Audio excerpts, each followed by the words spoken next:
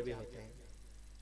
सुनीति के पास, सुनीति ने कहा कि कोई बात नहीं राजा, अगर आपके विचारों को बुरा रखना चाहते हो तो मैं चली जाती हूँ। सुरुचि को रख लिया और रानी चली गई। सुनना, सुरुचि रहने लगी अपने पति के साथ। कुछ दिनों बाद राजा बाहर गए और सुनीति से कि चलो मेरी एक पत्नी के और देख तो आऊं कैसी रह रही है। जंगल में रह रही थी और पत्नी के पास रुके। भगवान ठाकुर जी की कुछ दिनों बाद कृपा हुई, उनके घर एक पुत्र का जन्म हुआ और इधर सुरुचि के गर्भ में भी एक पुत्र आया, उसका भी जन्म हुआ। एक का नाम उत्तम रखा, एक का नाम ध्रुव रखा। इतनी पावन पुनीत कथा है। और ध्रुव महाराज तो उनने कभी पिता देखा नहीं, पिता कभी कभी आया नहीं आया, पर पिता को पहचानते कि हमारे उत्तानपाद राजा हमारे पिता हैं। तो जंगल में वो तो खेलने वाले बेटे हैं। देखो साहब, जो रोड पे काम करे, रोड पे काम करे, उनका बच्चा बच्ची कभी बीमार नहीं हो गए। और जो घरे दिन भर वो बाप दे के रखे, वो हीटर चला के रखे, भी छोरी छोरी दिन भर बीमारी, साल भर बीमार हो के नहीं हो। मां साहब जतरा लाड़ का रखो उतरे ही ज्यादा बीमार हो। वो रोड पे बेचारा गरीब लोग और का बच्चा और कभी सूटरा नहीं मिली, उन्हें एक जगह 7 दिन की 7 स्वेटर है, जेके बाद भी ओढ़वा के दुनिया भर की व्यवस्था है। और ठंड बाजे तो वो गर्म हीटर ला दियो, वो से गर्मी, जेके बाद भी छोरा है सुजालपुर ले जाता बंद नहीं हुआ कि 8 दिन का 8 दिन के गुप्ता जी बताना साहब, गुप्ता जी बताना साहब, गुप्ता जी न्याल कर देगा न्यू तमें।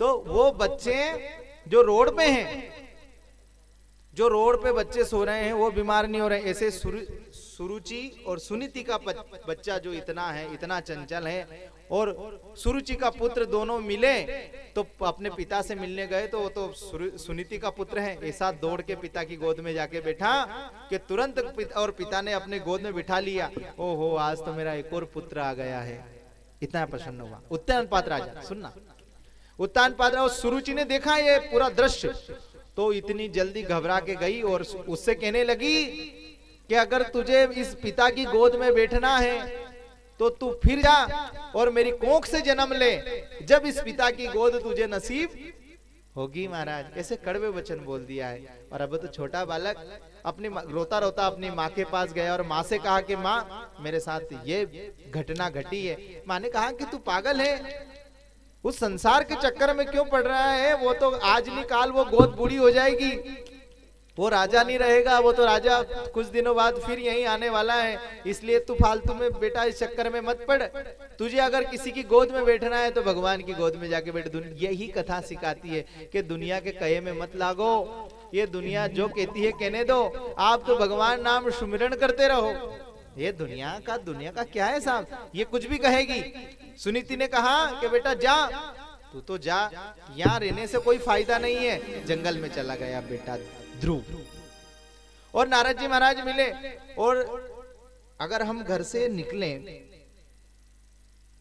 जैसे हम घर से आज निकले, हम आके बाद हमारी कथा में बैठ गए हैं तो हमें कथा एक नारद जी की तरह है। जैसे ध्रुव को नारद मिले थे और हमें अगर कथा मिल जाती है तो वो हमारे लिए नारद ही है। महाराज कथा नहीं है, नारद ही है। हम कथा में आकर व्यर्थ बैठने से तो अच्छा है कि हम कथा में आकर बैठे, कुछ ना कुछ तो मिलेगा। व्यर्थ अगर आप घर पर भी बैठोगे 3 कब बज जाएगी पता नहीं चला साहब। अभी 2 से ऊपर बजने वाला है, अभी 2 बज गई, 3 बजे तक कथा हुई।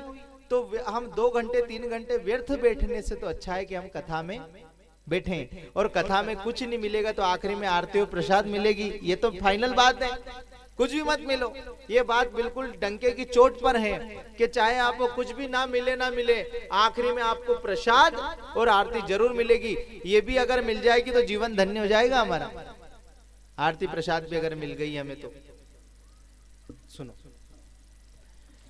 नारद जी मिले और ध्रुव से कहा कि ध्रुव कहाँ जा रहे हो बेटा इतने छोटी आयु में, कि मुझे भगवान की प्राप्ति करनी है। भगवान की प्राप्ति करनी है तो क्या करोगे आप? कि मैं भगवान का सुमिरन करना चाहता हूँ।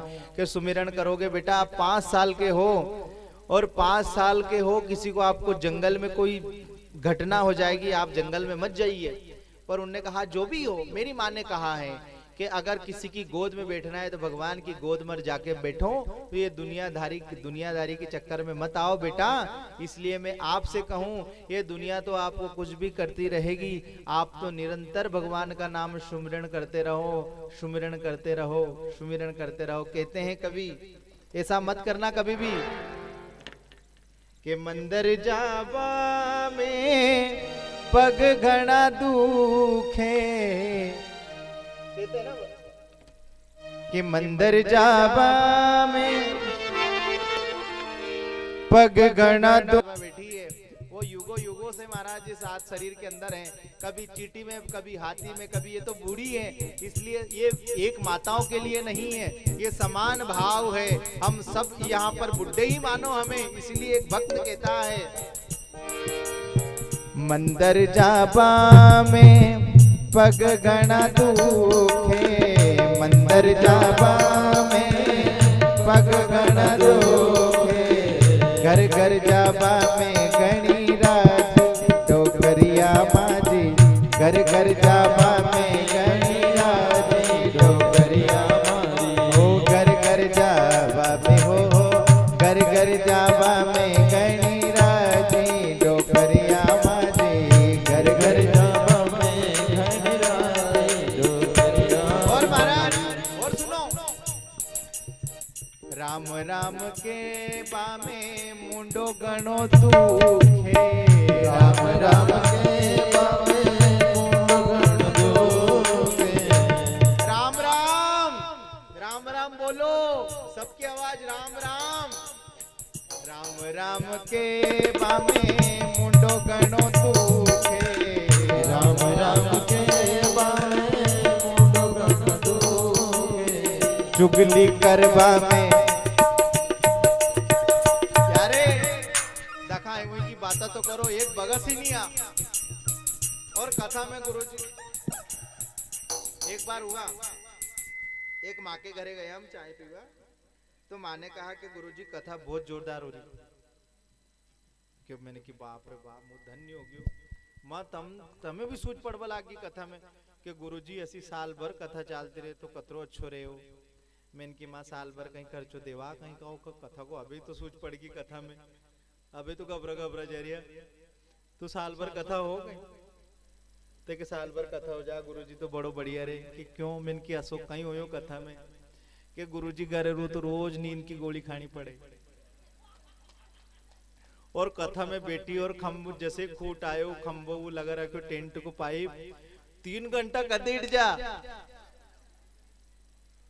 इसीलिए महाराज ये जो भगवान, ये बड़ी अजरज माया है। तो माने कि गुरुजी ऐसा साल भर चलते रहे तो मुझे गोलियां खावा की जरूरत नहीं पड़े।